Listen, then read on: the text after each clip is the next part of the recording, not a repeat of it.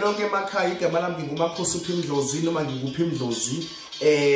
Nakho nalakubhaliwe kwisweater yami olive green sweater uPhindlozi. Sakha ama sweaters, sakha ama-bucket hats, igqoko, ama-capes, ama-handkerchiefs, sakha izinto eziningi nje ekuthiwa ama-in-house apparel noma in-house brands adekhaya kaPhindlozi Khambule. Namhlanje kwenzeka into eseceleni nje bakwethu before ngiphume lokhu ngiyanisanazi ngiyathemba ukuthi ngiyaphela lonke emakhaya iy'nhlahla sazincane kancane kancane simaziqeqeleze phambili kukho kwasendothi ngikwazi ukuthi kuyashesha kuyaphumelela ngokushesha cha endothi ngiyancenga bakwethu ngoba abantu baza kwamanzi amnyama so sifane sincenga ngaso sonke isikhathi ukusiphatha sicele emakhosini okwamakhosi mawavuka phakama. So namhlanje kwenzeka enye into ngoba wadinga imali ethize nje ebhenki lami so ngaphatha ngathi ebhenki emakhosi sinabo lapho nahle imali ethize ebhenki lami kanje. Ngama ngakho nebhenki kwathiwa ngi-installment semoto i-G-Wagon angina-G-Wagon mina imali engango-39,000 something rand. So inhliziyo yami yabuhlungu kakhulu ukuthi ke nase kahle imali engale ebhenki lami so lathi ndoza ngikhululeke ukhona umuntu ozana nami sengithi ngangena nekhaya ke seqhamuka omunye umuntu ezokwazi umusho i-claim lami ithi high profile person lona owaziwa kakhulu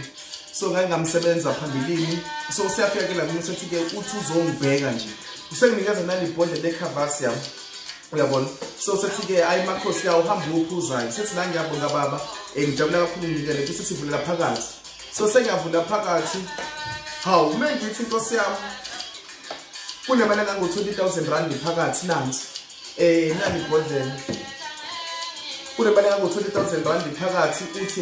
i-birthday present yami noma i-birthday yami isidlulile. So ngifuna ukukhombisa ukuthi kubantu idlozi lawazi ukusebenza ngendlela yalo ngeke ukuthi uzulukhreme idlozi ngeke ukuthi ngoba ubani enezinto eziwukuthi ebesila usuyazifuna mhlawumbe ukuthi ngeke zikusebenzele uyabona. So ngithi mina idlozi liyasebenza sonke isikhathi nakho idlozi likwazi ukupholisa amanxeba kancane ngemali elahlile ebhenki umuntu avela afike nje into yokuphuza athi angihambe ngophatha emakhosini athi nawu 20,000 rand emakhosi hambe into yebhedi yakho le noma isadluli. So ngifuna ukukhombisa ukuthi idlozi liyaphila nale khaya izinto sawathi sizakhe sekhona abantu inhlahla ukuthi ziqeqeze phambili sizakhe izigubhu siwakhe amadoda sakhe amakhosi azohamba odonsi mazi udonsi inhlanhla ukuthi into zakho mazenzeke yonke into bakothi idinga ukubekezela yonke into uyayivele yenze ngesikhathi wena ufisa ngaso noma isikhathi unesafuna ngaso uyabona. So ngithi ke i-life noma impilo is not about imali sonke isikhathi vele imali is part of impilo yethu but